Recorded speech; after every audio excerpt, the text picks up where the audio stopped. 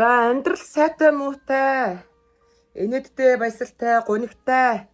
За ууралмаар, баярламаар одоо өдрүүд үргэлжилж байна. За тэгээ энэ хугацаанд одоо 6 сарын 28 буюу миний төрсөн өдрөөр сонгуул болох гэж байгаатай холбогдуулан найнаа бас өөрийнхөө үзэл бодлыг та бүхэндээ илэрхийлж хэлмээр санагдлаа. Энэ үсэг чинь байгаа байдлаар барьж авч ихнээс нь бүхэн байхгүй зүйл гэж байна. Нэр хүний хувийн үзэл бодлыг хэрэглэснийхэн төлөө та нар яагаад тэр хүний гэсэн шийдвэр хэлээд харааж зүгээд байгаа юм гинэ? Үгүй ээ.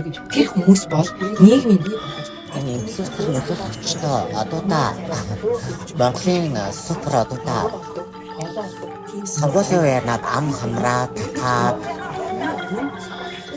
талтарч өгч нэг буян болооч ганц удаа Ууралмаар байна.